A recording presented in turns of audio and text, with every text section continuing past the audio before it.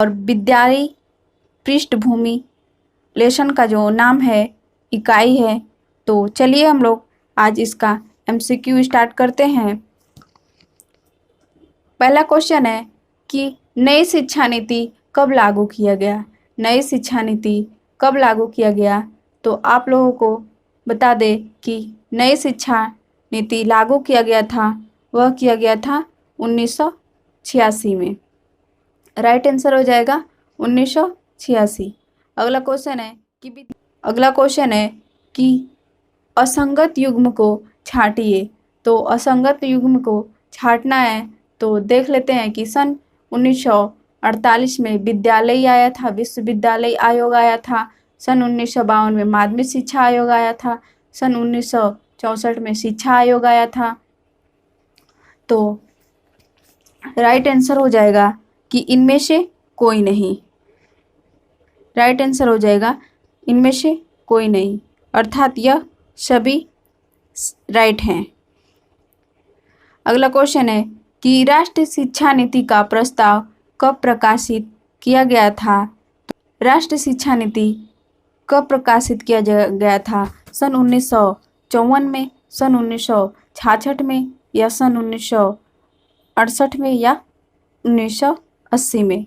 तो राष्ट्रीय शिक्षा नीति लागू किया गया था, वह किया गया था 1968 में।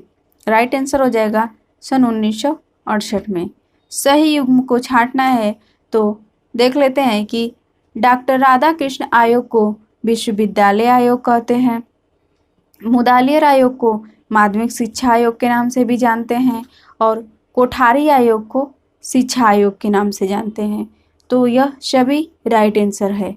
अगला क्वेश्चन देखते हैं कि राष्ट्रीय शिक्षा नीति 1986 जो कि दस्तावेज कितने भागों में विभक्त किया गया है। तो राष्ट्रीय शिक्षा नीति सन 1986 का जो दस्तावेज था, डॉक्यूमेंट था, उसको 12 भागों में विभक्त किया गया था। 12 भागों में विभक्त है। अगला क्वेश्चन है कि निःशक्त व्यक्ति अधिनियम का अध्याय 5 में क्या कहा गया है। निःशक्त व्यक्ति अधिनियम का अध्याय 5 में क्या कहा गया है? शिक्षा की बात की गई है, विभेदन किया गया है, रिसर्च और जनशक्ति विकास की बात की गई है। तो निःशक्त व्यक्ति अधिनियम के भाग अध्याय 6 में शिक्षा की बात की गई है। राइट आंसर हो जाएगा शिक्षा।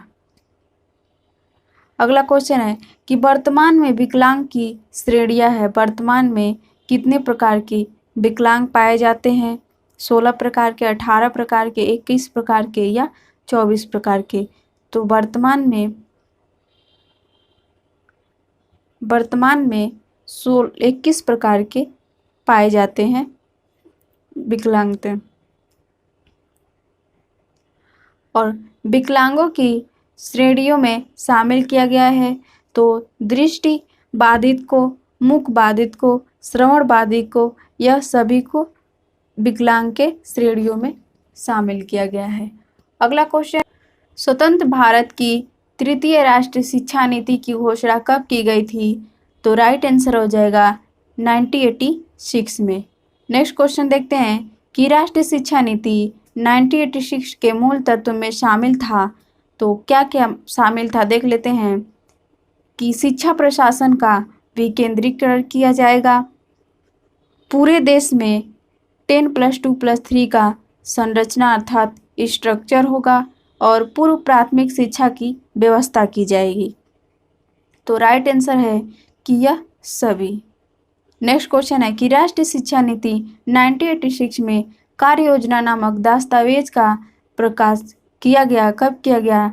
तो नवंबर 1986 में, जून 1986 में, या मार्च 1986 में, या अप्रैल 1986 में। तो जो राष्ट्रीय शिक्षा नीति 1986 था उसमें एक दस्तावेज था जिसका नाम था कार्य योजना। तो यह कब आया था? यह आया था नवंबर 1986 में। याद रखिएगा नवंबर 1986 में आया था। अगला क्वेश्चन है कि राष्ट्रीय शिक्षा नीति के भाग 3 में है। राष्ट्रीय शिक्षा नीति के भाग 3 में क्या है? राष्ट्रीय शिक्षा व्यवस्था, समानता के लिए शिक्षा, शिक्षा का प्रबंधन या शिक्षक।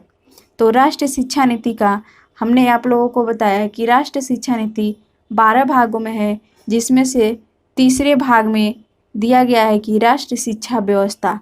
तीसरे भाग में राष्ट्रीय शिक्षा व्यवस्था के बारे में बात किया गया है। तो राइट आंसर हो जाएगा राष्ट्रीय शिक्षा व्यवस्था। नेक्स्ट क्वेश्चन देखते हैं कि निःशक्त व्यक्ति अधिनियम कब लागू हुआ था? 99 में या 1992 में या 1984 में या 1995 में? तो निःशक्त जो कि व्यक्ति अधिनियम था वह कब लागू किया गया था? तो वह 1995 में लागू किया गया था।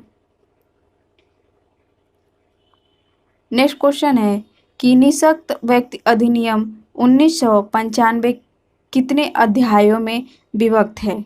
ध्यान रखिए कि निःशक्त व्यक्ति अधिनियम 1995 कितने अध्यायों में विभक्त है?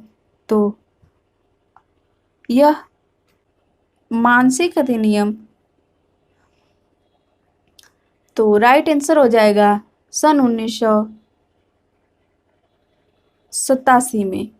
नेक्स्ट क्वेश्चन है कि भारतीय पुनर्वास परिषद अधिनियम कब लागू हुआ था? 1930 में, 1991 में या 1990 में या 1994 में? तो भारतीय पुनर्वास परिषद अधिनियम आया था सन 1990 में। नेक्स्ट क्वेश्चन देखते हैं कि भारतीय पुनर्वास संशोधन अधिनियम कब लागू हुआ था? तो भारतीय पुनर्वास संशोधन अधिनियम लागू हुआ था, वह हुआ था 2000 में लागू किया गया था। भारतीय पुनर्वास संशोधन अधिनियम 2000 में किया गया था। नेक्स्ट क्वेश्चन है कि अनुच्छेद 21 का और शिक्षा का अधिकार अधिनियम 2009 कब से लागू हुआ था? तो यह कब से लागू हुआ था, यह क्वेश्चन है। तो राइट आंसर हो जाएगा कि 1 अप्रैल 2010 से लागू हुआ था शिक्षा का अधिकार अधिनियम 2009। शिक्षा का अधिकार अधिनियम जो 2009 में तो आया था, लेकिन लागू किया गया था 2010 1 अप्रैल को। अगला क्वेश्चन है कि शिक्षा का अधिकार अधिनियम 2009 में किस आयु समूह के बच्चों को शामिल किया गया है? 4 से 8 वर्ष तक के, 5 से 10 वर्ष तक के, 6 से 12 वर्ष तक। तो राइट आंसर हो जाएगा 6 से 12 वर्ष तक के। नेक्स्ट क्वेश्चन है कि राष्ट्रीय शिक्षा नीति 2020 को भारत सरकार द्वारा कब मंजूरी प्रदान की गई?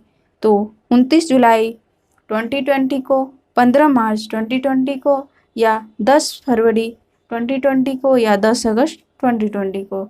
तो राइट आंसर हो जाएगा 29 जुलाई 2020 को भारत सरकार द्वारा मंजूरी दिया गया था। नेक्स्ट क्वेश्चन है कि राष्ट्रीय शिक्षा नीति 2020 किन आधारभूत स्तंभों पर आधारित है? सबके लिए आसान पहुंच, गुणवत्ता व वहीनीयता या जवाबदेही के लिए? तो राइट आंसर हो जाएगा उपर्युक्त सभी के लिए।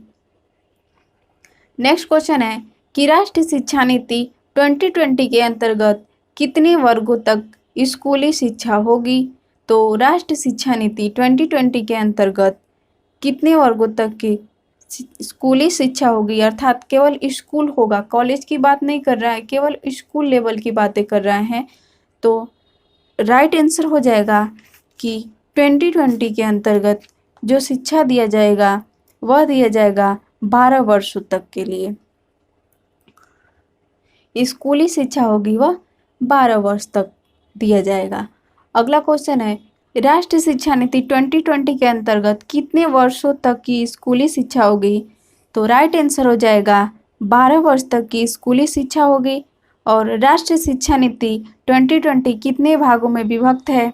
तो इसको 4 भागों में विभक्त किया गया है। और नेक्स्ट क्वेश्चन है कि राष्ट्रीय शिक्षा नीति 2020 में 10+2 को बदलकर कौन सा पैटर्न रखा गया है?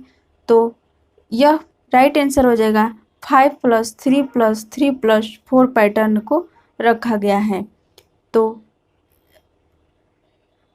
भाग है वह 4 है राष्ट्रीय शिक्षा नीति का, और पैटर्न है वह 5+3+3+4 का हो जाएगा, और शिक्षा नीति स्कूली जो है वह कुल मिलाकर 12 वर्ष तक होगा। तो थैंक्स गाइस, यदि हमारी वीडियो आप सभी के लिए हेल्पफुल हो तो एक लाइक शेयर कमेंट जरूर कीजिएगा। Thanks for watching.